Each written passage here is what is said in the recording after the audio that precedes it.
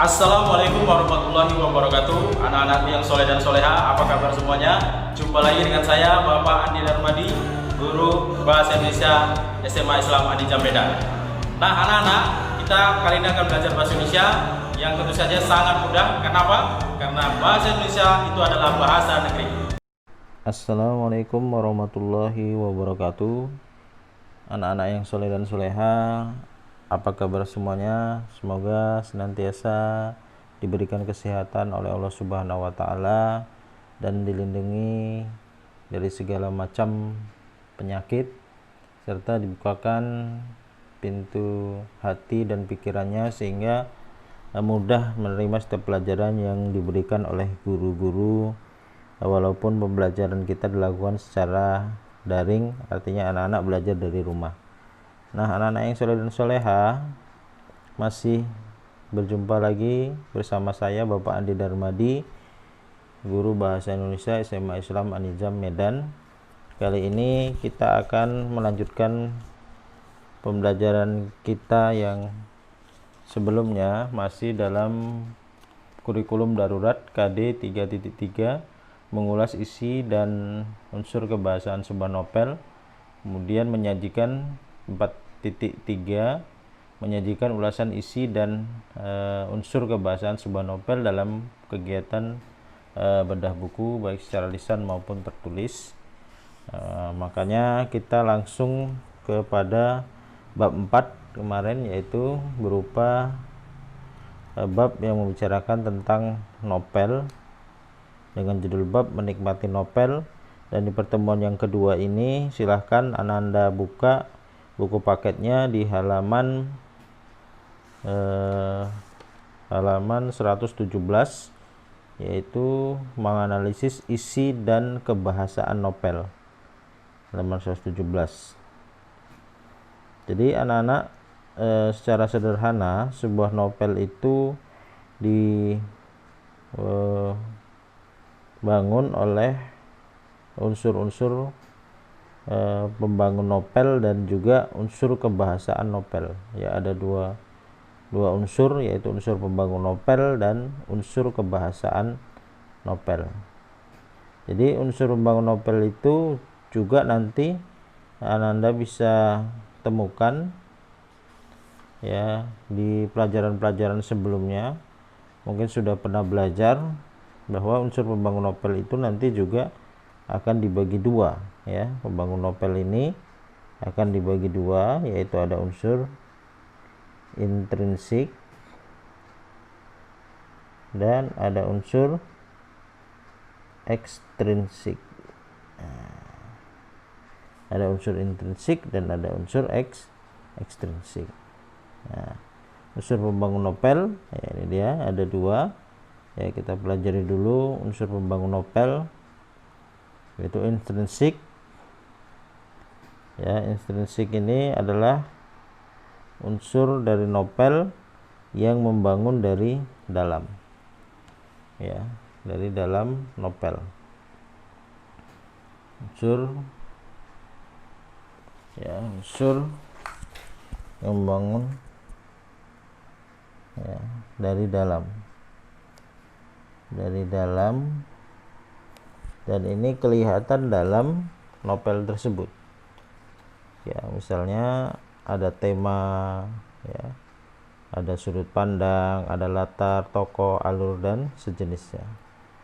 Nah, kalau unsur ekstrinsik yaitu adalah unsur yang membangun sebuah karya sastra, dalam hal ini adalah novel, tapi dari luar. Ini disebut dengan ekstrinsik. Jadi tidak kelihatan dalam novel, tapi tersirat, tidak tersurat dalam novel, tapi tersirat bahwa itu sebenarnya turut membangun dari novel tersebut. Baik, kita mulai sesuai dengan tujuan pembelajaran kita tadi. Ya, anak-anak bisa dilihat di buku juga. Tujuan pembelajaran kita, anak-anak mampu menganalisis novel berdasarkan unsur intrinsiknya, itu yang pertama. Yang kedua, anak-anak diharapkan mampu menganalisis kebahasaan novel. Maka kita mulai saja dari unsur intrinsik novel. Jadi unsur intrinsik novel anak-anak itu yang kita pelajari di sini ada 6, yaitu tema, amanat, latar, tokoh dan penokohan, sudut pandang, dan alur. Nah, nanti ada juga 7 yang menyatakan 7 dengan catatan tokoh dan penokohan ini dipisah. Ya, tapi sebenarnya sama saja ya kalau dia digabung menjadi 6. Baik. Anda semua tentu saja kita mulai dari tema. Sebagaimana kita ketahui adalah pokok pikiran ataupun dasar sebuah cerita yang memiliki kaitan dengan makna kehidupan.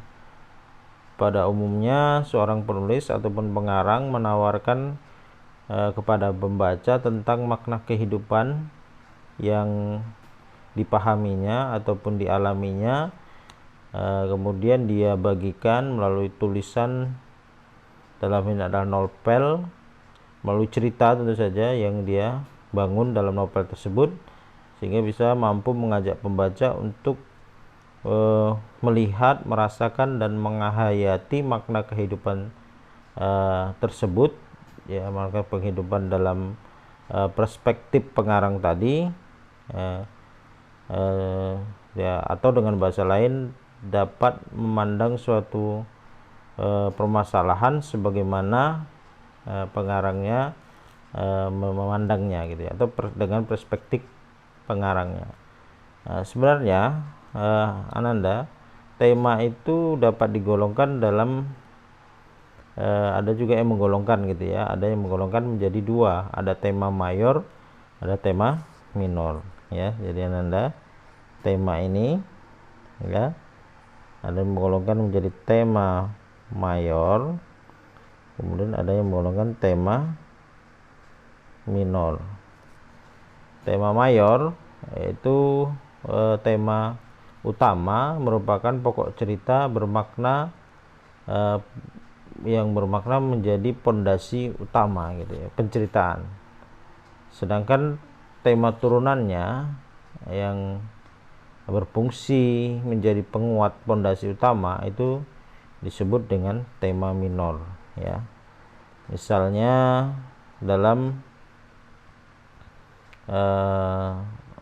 contoh tema-tema, misalnya tema ketuhanan ya, dalam robohnya surau kami, dalam sebuah cerita robohnya surau kami, yaitu kan sebenarnya berkaitan dengan keyakinan seorang terhadap Tuhan, ataupun temanya adalah ketuhanan. Tokoh utama dalam cerita tersebut sebenarnya adalah seorang kakek yang profesinya sebagai penajir masjid ya, atau penjaga masjid. Tetapi ada juga selain tema ketuhanan itu ya, ada juga tema-tema sosial yang kemudian dihadirkan oleh tokoh-tokoh yang lainnya, tidak hanya tokoh seorang kakek tadi. Nah, itu contohnya. Ataupun kalau di buku itu ada novel, contoh kutipan novel Ronggeng Dukuh Paruk, itu bisa Ananda baca ya. Bahwa tokoh utamanya di sini adalah tentang Serintil yang seorang penari, seorang ronggeng ya, dengan Rasus ya, yang menjadi kekasihnya, tetapi dalam hal ini adalah tidak kesampaian gitu ya, karena perbedaan tadi ya, perbedaan latar belakang seorang Serintil yang penari dan si Rasus tadi adalah tentara ya dalam hal ini. Kemudian berseberangan politik, itu kan temanya bisa juga Ronggeng Dukuh Paruk politik juga, tetapi tema utamanya politik, tapi juga ada maksudnya tema utamanya itu tentang percintaan, tapi tema minornya itu juga bisa tentang politik gitu ya. Tuh, bisa Anda baca Ronggeng Dukuh Paruk di halaman 121. Berikutnya yang biasa dalam unsur intrinsik itu adalah amanat. Ya, amanat tentu sudah tahu semuanya anak-anak ya, adalah pesan ya. Pesan pengarang yang ingin disampaikan pengarang melalui ceritanya, melalui cerita yang ditulisnya. Itulah amanat.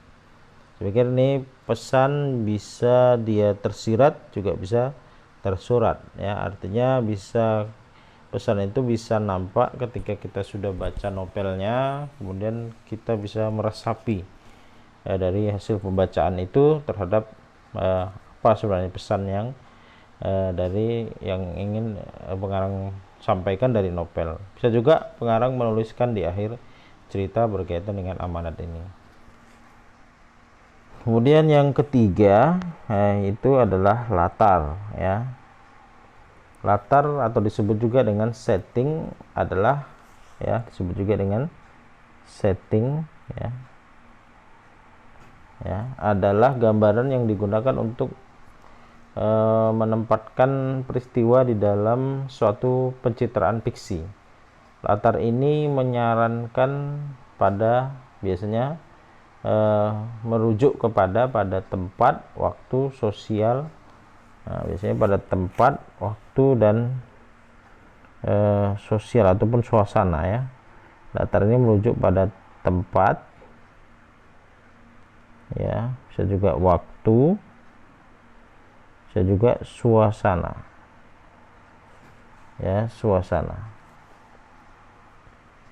ya, tempat, waktu, dan suasana ataupun aspek-aspek di sekitar pusat penceritaan ya. Jadi latar tempat berkaitan dengan kondisi geografis ya, misalnya dapat berupa pusat keramaian ya kan, pusat perbelanjaan, pusat olahraga, ataupun sebuah desa, kota, sekolah, rumah, dan lain sebagainya. Itu terkait dengan latar tempat. Kemudian latar waktu berkaitan dengan kondisi waktu penceritaan. Nah, bisa dia dalam waktu yang dicerita itu, misalnya pada waktu yang pendek-pendek ya, waktu sore, waktu pagi, dan bisa juga dia menunjukkan zaman berkaitan dengan bahkan zaman yang terjadi berabad-abad sebelumnya kalau dia novel sejarah misalnya, atau dasawarsa ya 10 tahunan, atau bisa juga tahunan, nah, berapa bulan yang lalu atau berapa tahun yang lalu, atau yang seperti tadi yang seperti disampaikan hanya hitungan hari, jam, dan seterusnya. Kalau latar suasana itu berkaitan dengan lingkungan di sekitar tokoh, yaitu masyarakat yang digambarkan dalam cerita. Acuannya dapat berupa lapisan masyarakat yang diceritakan dalam cerita itu, ataupun adat istiadat budaya masyarakat tersebut, atau seni budaya gitu ya, kesenian bisa juga, atau cara berpikir masyarakat. Nah, kemudian cara berpikir suatu masyarakat tertentu di daerah tertentu, ataupun kehidupan beragama mereka. Ini disebut dengan latar suasana, atau istilahnya disebut dengan latar sosial. Baik, itu untuk latar. Kemudian yang berikutnya adalah tokoh ya, tokoh dan penokohan. Nah, jadi ada perbedaan di sini ya, sedikit. Yang dimaksud dengan tokoh ini adalah para pelaku cerita ataupun para pelaku yang terdapat dalam cerita. Tokoh cerita itu biasanya orang-orang yang ditampilkan dalam suatu karya fiksi, dalam hal ini adalah novel, yang oleh pembaca ditafsirkan memiliki kualitas moral tertentu ataupun kecenderungan terhadap sifat tertentu atau karakter tertentu, seperti yang diekspresikan tokoh tersebut melalui ucapan ataupun melalui tindakan-tindakan ya, dialog-dialog yang terjadi dalam novel. Nah, itu membentuk tokoh tersebut. Makanya tokoh itu bisa dibedakan juga dengan tokoh protagonis, ya, melalui ucapan dan tindakan tadi, ya. Protagonis, ada tokoh antagonis, ya kan. Bahkan ada 3, ada trita gonis, ya kan. Ya, kalau dia memiliki karakter atau sikap sifat yang baik, itu biasanya protagonis, dan itu yang biasanya disenangi oleh pembaca. Nah, protagonis dia biasanya dalam novel itu tidak bisa berdiri sendiri tanpa adanya antagonis, lawannya gitu ya, yang memiliki karakter yang berlawanan dengan sifat-sifat yang baik tadi, ya, karakter jahat lah begitu. Kemudian tritagonis, ya, ini adalah biasanya tokoh-tokoh di sekitar yang membantu peran protagonis maupun peran antagonis. Nah, kalau dilihat secara peranan, dari segi peranan, tokoh itu juga dibedakan, ya. Dari segi peranan, tokoh ini ada disebut dengan tokoh sentral, ya, ataupun tokoh utama, ya, sentral. Ada juga disebut dengan tokoh tambahan, ya. Tokoh sentral ini yang menjadi pusat, ya, cerita atau pusat pembicaraan cerita, biasanya berkaitan dengan 2 tokoh yang utama tadi, yaitu tokoh protagonis dan tokoh antagonisnya. Ini disebut dengan tokoh sentral dalam sebuah cerita tersebut. Menurut tambahan, ya tadi tritagonis.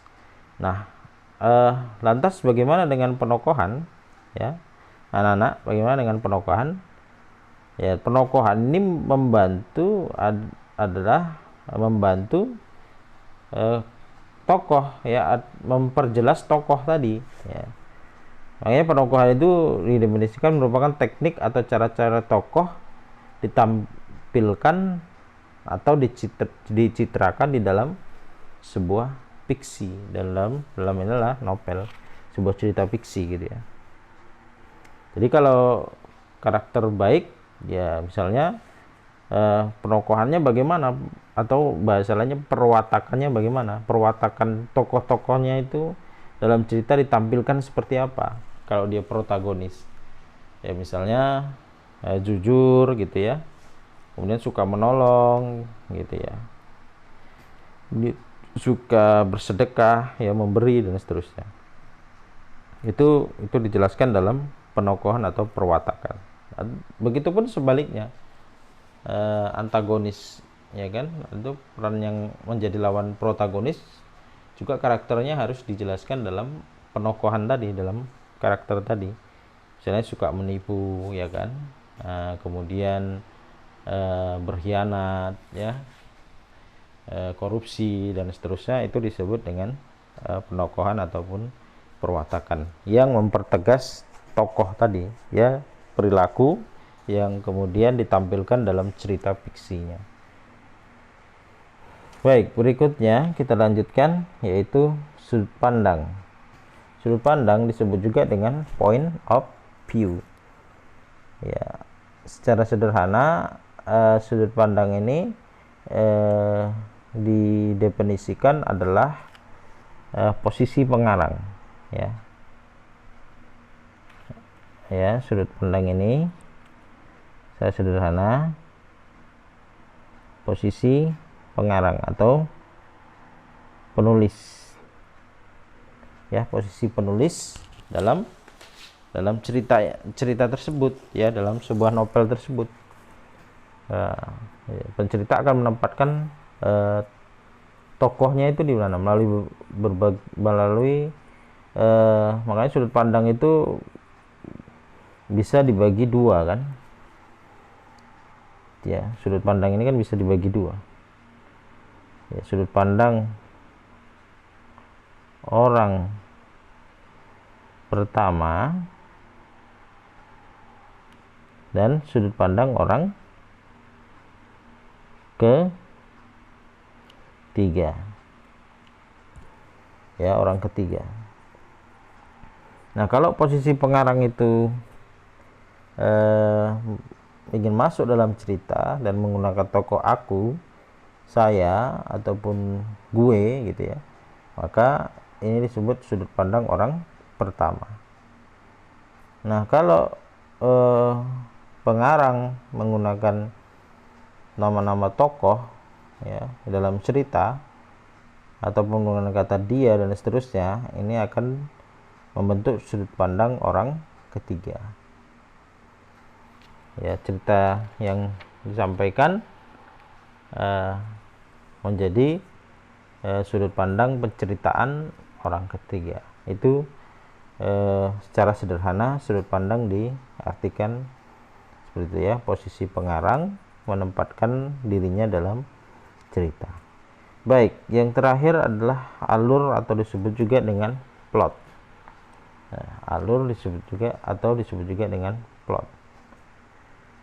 Nah, disebut juga dengan rangkaian peristiwa. Alur ini disebut juga dengan urutan peristiwa ya, ataupun rangkaian peristiwa yang disusun berdasarkan hubungan. Biasanya hubungan itu adalah hubungan kausalitas ya, kausalitas sebab akibat.